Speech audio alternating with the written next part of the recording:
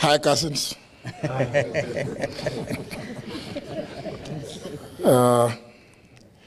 As has already been indicated, this is a joint statement by the united opposition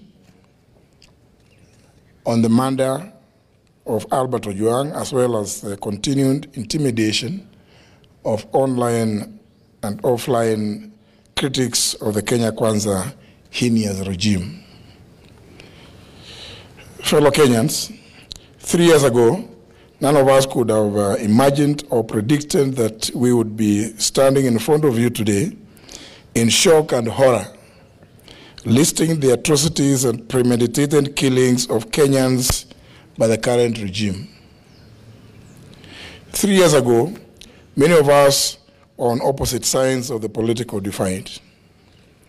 We advocated for our plans and manifestos, eager to make a difference for our country, for the better, for posterity. Whether on the Kenya Kwanza or Azimio la Umoja, One Kenya alliance sides, none of us gathered here today would have made plans to offer security or ensure that our staff and their families, indeed our own families, have a hotline for protection and help, because the threat of abductions and illegal detentions was an imminent reality. We simply did not imagine it. Nor could we ask any Kenyan to prepare for it. This aberration has been perpetuated by the increased illegal surveillance, abductions, and illegitimate detentions, some of them ascribed to mistaken identity. It has become the modus operandi of a callously inhumane, Ruto-led regime. It is one, if not the major reason, why senior members of the Kenya Kwanza have been impeached, forced into resignations, or indeed have been sacked because they questioned and sought answers for these indecent atrocities that go against human understanding. It is the reason, ladies and gentlemen, that these brave souls, unbound and uncompromised, stand here as the united opposition determined to komboa Kenya. Friends, our beloved republic, when that one-year-old Albert Ojwang walked back to his home in Migori on June 6, 2025, neither he nor his parents, his relatives, and his young wife were aware that these were his last hours on earth. Albert was neither sick nor wounded. He had in fact spent the day actively planning his home garden, calculating its eventual harvest. Albert, a Kiswahili and religious studies teacher based in Voi, was a single hope of his parents and father to a 2.5-year-old child. Albert was picked up by police officers riding motorcycles in Kakot, Homa Bay, and taken away because of an alleged offensive social media post about a senior police officer, now identified as the Deputy Inspector General of Police, Eliud Lagat. 32 hours later, after the police who arrested Albert assured his parents that he was well and only needed a heavy overcoat because Nairobi was cold, Albert was dead. Why Albert was moved from Mawega police station in Homa Bay to Nairobi, 400 kilometers from the alleged area of incident, and specifically Central Police Station in Nairobi, and checked in under OB number 13/7/6/2/2025 at 9:35 p.m. on Saturday, June 7th, remains unclear. There are 26 hours that remain unaccounted for between Homa Bay and Nairobi. 26 hours when a healthy man, having lunch with his young family, arrived according to many sources, bleeding with serious injuries, 26 hours before being declared dead on arrival, allegedly at Bagathi Hospital, Nairobi, at 1:39 a.m. Today, ladies and gentlemen, this is no ordinary gathering. Albert's family has questions. We too have questions. Kenyans have questions. And indeed, the international community has questions. We all demand answers to the following.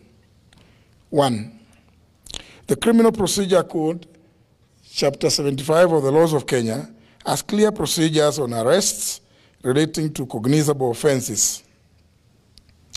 There should have been a formal complaint and an arrest warrant. Kenyans want to know if there was a formal complaint by the Deputy Inspector General of Police Eliud Lagat, and if so, at what police station? Which date and time was this complaint recorded?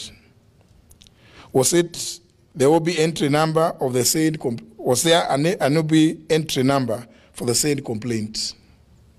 Number 2, we demand to know why Albert was moved from Mawego Police Station, Homa Bay, to Nairobi, and specifically sent to police station, and which officers accompanied him by name and rank.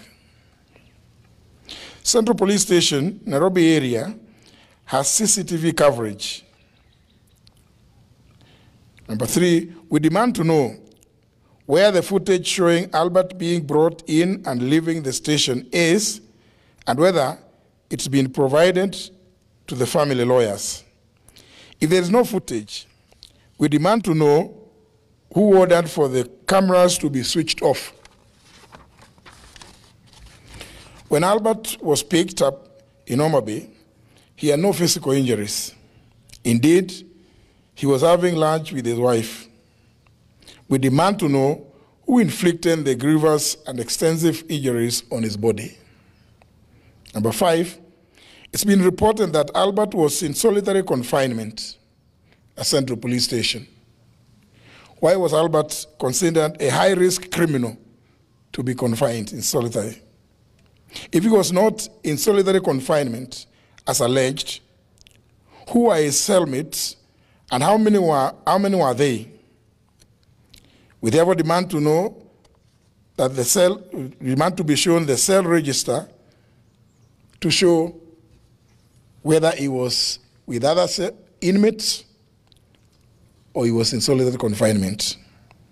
Number 6,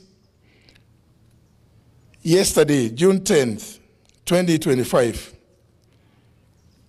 we've read and heard that the Director of Public Prosecutions, the DPP, directed the Independent Policing Oversight Authority, IPOA, to expedite investigations on circumstances surrounding the death of Albert and report within 7 days. This is a cover-up and a diversionary tactic to delay this matter. The mandate of the DPP under the Constitution of Kenya is to direct the National Police Service and the Directorate of Criminal Investigations in writing to do investigations, not to direct the IPOA. The postmortem on Albert is clear, and all Kenyans have formed this opinion. He was murdered. In light of the foregoing, we are calling not just for the resignation, but for the arrest and arraignment in court of the Deputy Inspector General of Police, Eliud Lagat, within 24 hours from the issuance of this statement. We similarly demand that the junior officers currently being persecuted be given witness protection with immediate effect. Their lives, obviously, are in danger because they know the truth. We applaud the courageous Kenyans who have kept vigil at Vigilance House and encourage them to maintain the pressure until this is achieved. We're also aware that Safaricom is complicit and indeed a facilitator in the tracing and abduction of Kenyans who have either ended up dead or maimed in the hands of police like Albert Ojwang.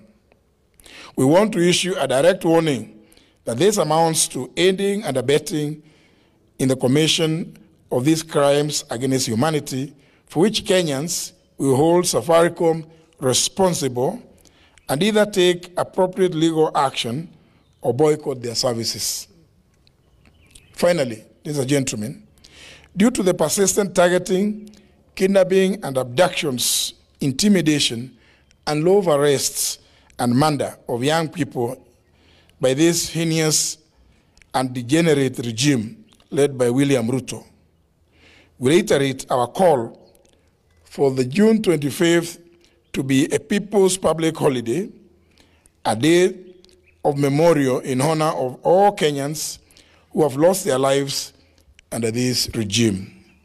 Thank you. God bless Kenya.